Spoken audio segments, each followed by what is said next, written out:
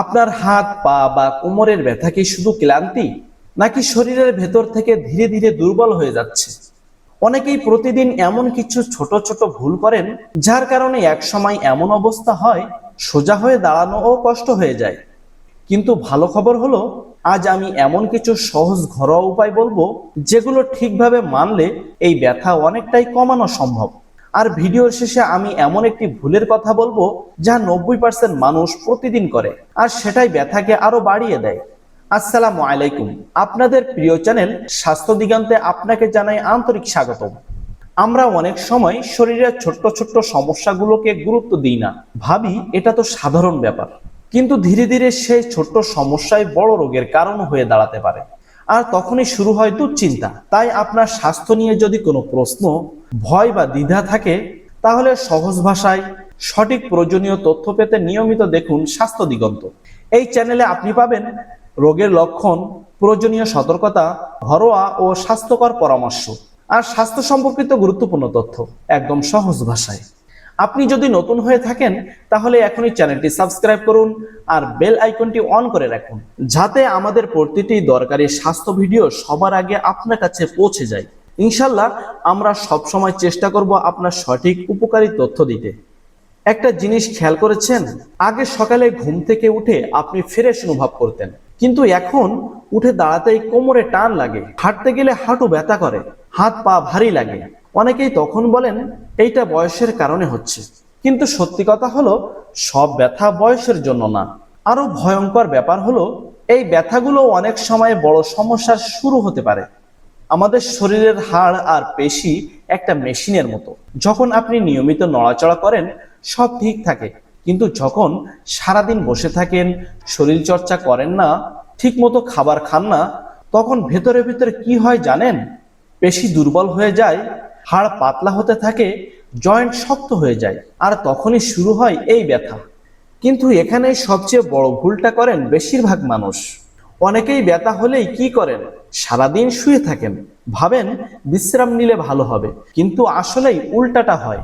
যদি বেশি শুয়ে থাকেন, শরীর তত বেশি শক্ত হয়ে যাবে, পেশি আরো দুর্বল হবে, ব্যথা আরো বাড়বে। তাহলে কি করবেন?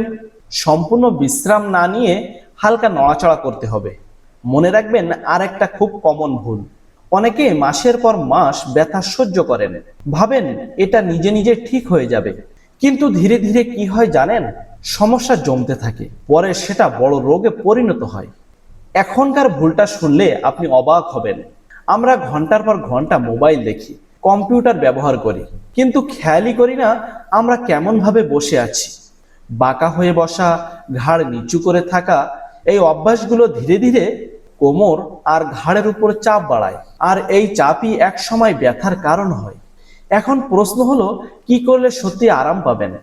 যেখানে ব্যথা সেখানে 10 থেকে 15 মিনিট গরম সেক দিলে রক্ত চলাচল বাড়ে, পেশি নরম হয়, ব্যথা কিছুটা কমে। কিন্তু শুধু এটুকু করলেই হবে না। অনেকেই ব্যথার ভয়ে একদম নড়াচড়া বন্ধ করে দেন, কিন্তু সত্যি কথা হলো শরীর নাড়ালেই শরীর ভালো থাকে। প্রতিদিন যদি আপনি 10 থেকে 15 মিনিট হালকা ব্যায়াম করেন, একটু হাঁটেন, তাহলে ধীরে ধীরে শরীর শক্তিশালী হবে, ব্যথা কমতে শুরু করবে। এখন একটা বাস্তব ঘটনা শুনুন। 45 বছরের রহিমা খাতুন, তিনি কয়েক মাস ধরে কোমরের ব্যথায় ভুগছিলেন। প্রথমে তিনি বিষয়টা গুরুত্ব দেননি। তিনি প্রতিদিন দীর্ঘ সময় বসে কাজ করতেন, কোনো ব্যায়াম করতেন না। ধীরে ধীরে তার অবস্থা এমন হলো তিনি ঠিক মতো হাঁটতেই পারেন না।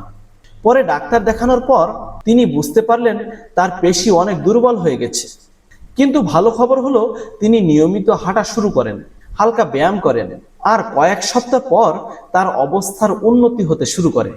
মনে রাখবেন, ছোট্ট ভুল বড় সমস্যা, ছোট্ট পরিবর্তন বড় উপকার। আপনি যতই ব্যায়াম করেন না কেন, যদি খাবার ঠিক না হয়, শরীর কখনোই পুরোপুরি ভালো হবে না। আমাদের হাড় আর পেশির জন্য দরকার ক্যালসিয়াম, ভিটামিন, প্রোটিন। যদি আপনি নিয়মিত দুধ, ডিম, শাকসবজি খান, তাহলে ধীরে ধীরে শরীরের ভেতর থেকে শক্ত হবে। কিন্তু এখানেই একটা বড় ভুল করে অনেকেই শুধু খাবার খান, কিন্তু এমন একটা অভ্যাস করেন যার কারণে এই ভালো খাবারও কোনো কাজ করে না। সেই বিষয়টা আমি এখন বলবো। ভিডিওটি যদি আপনার কাজে লাগে তাহলে লাইক দিন আর আপনার সমস্যা কমেন্টে লিখুন, ইনশাল্লাহ আমরা উত্তর দেওয়ার চেষ্টা করব। আপনি হয়তো এখন ভাবছেন, আমি তো গরম সেক দিচ্ছি, একটু হাঁটাচলা করছি, তাহলে ব্যথা পুরোপুরি কমছে না কেন? এখানেই আসল জায়গা। অনেক সময় আমরা বাইরের যত্ন নিই কিন্তু ভেতরের ঘাটতি বুঝতে পারি না। যেমন আপনি হয়তো নিয়মিত রোদে যান না, সারাদিন ঘরের ভিতরে থাকেন, পানি কম খান, ঠিক মতো ঘুম হয় না। এই ছোট্ট ছোট্ট বিষয়গুলো শরীরের ভেতর থেকে দুর্বল করে দেয়। সকালবেলার নরম রোদ এটা আপনার শরীরের জন্য এক ধরনের প্রাকৃতিক ঔষধ। প্রতিদিন যদি 15 থেকে 20 মিনিট রোদে থাকেন, শরীর ভিটামিন ডি তৈরি করে, হাড় শক্ত হতে সাহায্য করে। আর যদি সারাদিন ঘরের ভিতরে থাকেন, ধীরে ধীরে শরীর দুর্বল হয়ে পড়ে। কিন্তু শুধু রোদ না, এখন আসি সবচেয়ে গুরুত্বপূর্ণ জায়গায়। এখন আমি বলবো কিছু ঘরোয়া চিকিৎসা। অনেকেই শুধু পেট ভরানোর জন্য খান, কিন্তু শরীরের জন্য কি দরকার সেটা ভাবেন না। আপনার শরীর ঠিক রাখতে হলে হাড় ও পেশির খাবার দরকার। প্রতিদিন যদি 1 গ্লাস দুধ বা দই খান, শরীরের ক্যালসিয়াম বাড়ে, হাড় শক্ত হয়। এবং প্রতিদিন ছোট মাছ কাটা সহ খেলে শরীর প্রচুর ক্যালসিয়াম পায়। ডিম শুধু শক্তি দেয় না, শরীরের পেশি ঠিক রাখতে সাহায্য করে।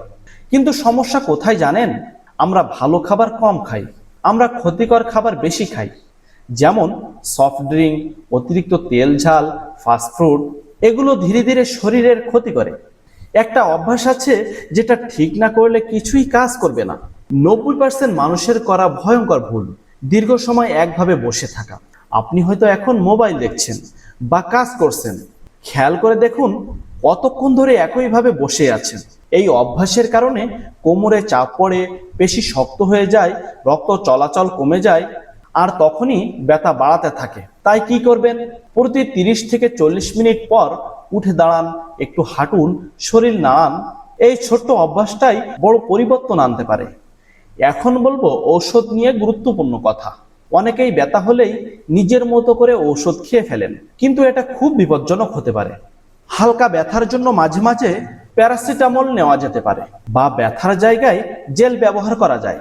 কিন্তু নিয়মিত পেইন কিলার খাওয়া, নিজে নিজে শক্ত ঔষধ নেওয়া, এটা শরীরের জন্য ক্ষতিকর। তাই প্রয়োজন হলে অবশ্যই ডাক্তারের পরামর্শ নিন। কিছু লক্ষণ আছে যেগুলো দেখলে দেরি করা ঠিক না। যেমন ব্যথা 2 থেকে 3 সপ্তাহেও কমছে না, হাত পা অবশ লাগে, হঠাৎ খুব তীব্র ব্যথা, জ্বরের সাথে ব্যথা, এইগুলো হলে দেরি না করে চিকিৎসা নিন, কারণ দেরি করলে সমস্যা বাড়তে পারে। ইসলামে আমাদের শরীরের যত্ন নেওয়ার কথা বলা হয়েছে। রাসূলুল্লাহ সাল্লাল্লাহু আলাইহি ওয়াসাল্লাম বলেছেন, তোমার শরীরেরও তোমার উপর হক আছে। মানে আমরা যদি নিজের শরীরের যত্ন না নিই তাহলে সেটা ঠিক না। আপনি যখন নিজের শরীর ঠিক রাখেন, সেটাও এক ধরনের ইবাদত।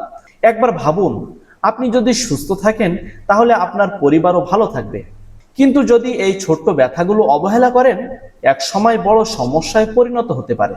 তাই আজ থেকে শুরু করুন ছোট ছোট পরিবর্তন, নিয়মিত হাঁটা, ভালো খাবার, সঠিক অভ্যাস। ভিডিওটি যদি আপনার উপকারে আসে, লাইক দিন, কমেন্টে আপনার সমস্যার কথা লিখুন। স্বাস্থ্য দিগন্ত চ্যানেলটি সাবস্ক্রাইব করুন। ইনশাল্লাহ আমরা আপনার পাশে আছি। পরের ভিডিওতে আমরা দেখাবো কোন 5টি ব্যায়াম করলে কোমর ব্যথা দূর করে আর কোন ব্যায়াম করলে বিপদ বাড়ে। তাই মিস করবেন না। ধন্যবাদ। সুস্থ থাকুন, ভালো থাকুন। আল্লাহ হাফেজ।